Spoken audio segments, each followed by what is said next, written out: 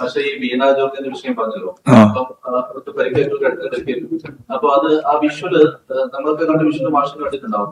ഞാൻ കണ്ടിട്ടുമില്ല. കൈക്കും കഴുത്തിനുമെല്ലാം പരിക്കേറ്റിരിക്കുന്നു. കൈയും കഴുത്തും പിടിച്ച് തിരിക്കുന്ന നിലയിലേക്ക് ഒന്നാണ് അവിടുന്ന് കിട്ടിയ വിവരം. ഇല്ലില്ല, ഞാൻ കണ്ടിട്ടില്ല. ഞാൻ വിഷ്വലി കണ്ടിട്ടില്ല. വിഷ്വലി നിങ്ങളിൽ നോക്കിയിട്ട് നോക്കണ്ടത് എവിടെയെങ്കിലും കണ്ടിന്യൂ. എന്നാൽ ശ്രദ്ധയപ്പെട്ട നിങ്ങളെല്ലാം നിങ്ങൾ ശ്രദ്ധയപ്പെട്ടോളൊന്നുമില്ലല്ലോ. അത്ര ഗൗരവമുള്ള ശ്രദ്ധയാവാൻ സാധ്യതയില്ലല്ലോ എല്ലായിരിക്കും ഒറ്റക്കൊറ്റക്ക് നോക്കുമ്പോൾ.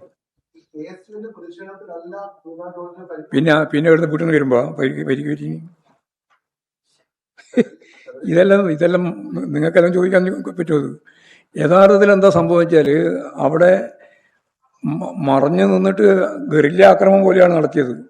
സത്യം പറഞ്ഞാൽ 2 ബാച്ചായിട്ട് അതിൽ മറ്റേ കോഴിക്കോടുകാരൻ ഉൾപ്പെടെയാണ് ഉണ്ടായത്. അതുകൊണ്ടല്ല റിമാൻഡ് ചെയ്തപ്പോഴാണ് മനസ്സിലായത് കോഴിക്കോടുകാരുണ്ട്.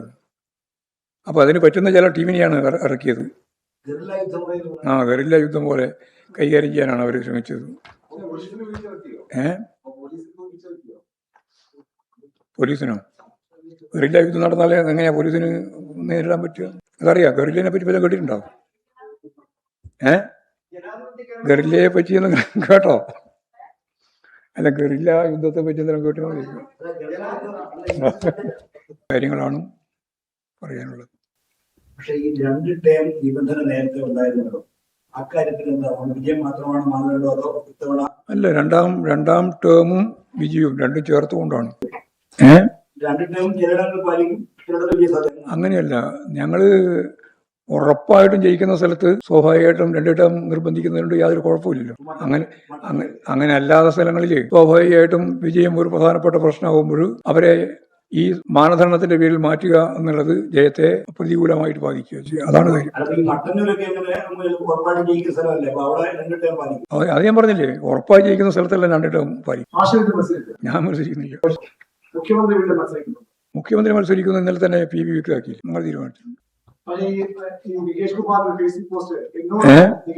ഫേസ്ബുക്ക് പോസ്റ്റ് എന്നോടൊപ്പം ചെയ്തു എന്ന് പറഞ്ഞിട്ട് ആളുകളെ ക്ഷണിക്കുന്നുണ്ട്. അത് പാർട്ടി ചെലവിലാണോ, പാർട്ടിയുടെ സേവന ടീമിലേക്കാണോ കുറച്ച് ആളുകളെ ജോലിക്ക് വേണ്ടി അന്വേഷിച്ച് നടക്കുന്നത്? പാർട്ടിയാണോ പൈസ കൊടുക്കുന്നത്? എന്നോട് ചേരാനോ? എന്നോടൊപ്പം ചെയ്തു നികേഷ് കുമാറിന്റെ ഫേസ്ബുക്ക് പോസ്റ്റ് എടുത്തു. ചില മാധ്യമങ്ങൾ ഫോട്ടോയൊക്കെ വെച്ചിട്ട് അപ്പൊ അത് പാർട്ടി ചെലവിലാണ് പൈസ കൊടുക്കുക, ശമ്പളം കൊടുക്കുകയാണോ? കാരണം പുള്ളിയുടെ പഴയ ഇതിൽ ആർക്കും ചേരാൻ വിശ്വാസമില്ല. ഒരുപാട് ആളുകൾ അടുത്ത ജോലിയെ പൈസ കൊടുക്കുകയാണ്. അപ്പൊ അത് പാർട്ടി ചെലവിലാണ് എടുക്കാൻ പോകുന്നത്. അറിയില്ല അതെന്താ അതിന്റെ പ്രോഗ്രാം.